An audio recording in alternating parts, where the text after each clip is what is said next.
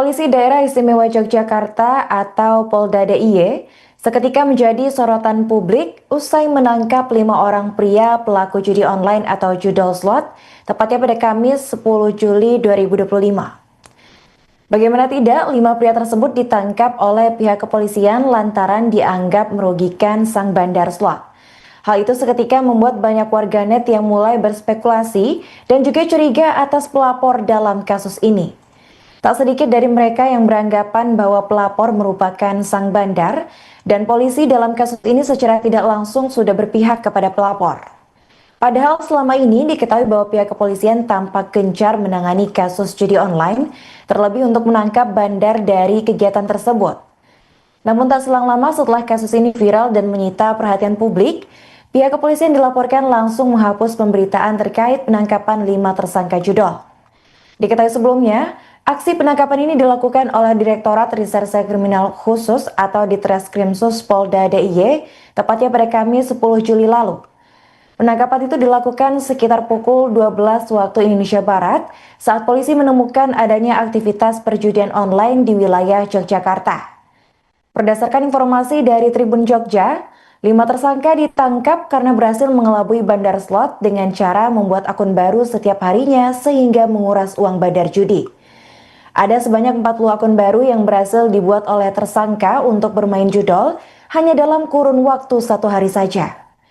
Menurut keterangan di Reskrimsus Polda DIY pada Kamis 31 Juli, kelima tersangka ini diklaim cukup lihai dalam menghadapi sistem permainan judi slot. 5 tersangka itu adalah RDS 32 tahun warga Bantul yang berperan sebagai koordinator.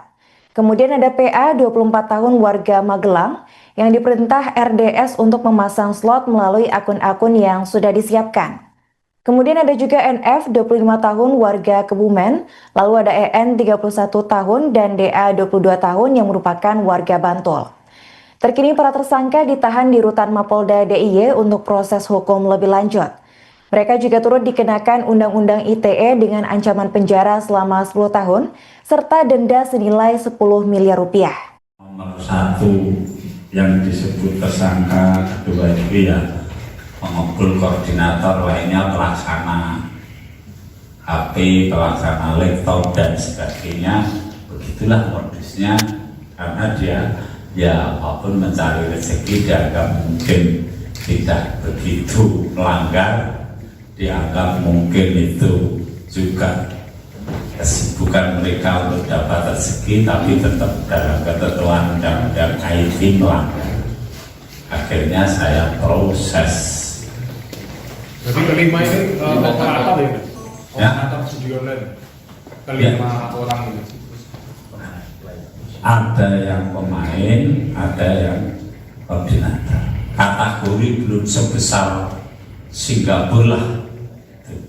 Baru mintip-mintip ketok tubruk tangkap budaya, belum kategori bandar besar yang, karena kalau mulai dari kecil itu sudah kita berantas, bandar besar pun dia kewalahan tetap takut karena dari bawah itu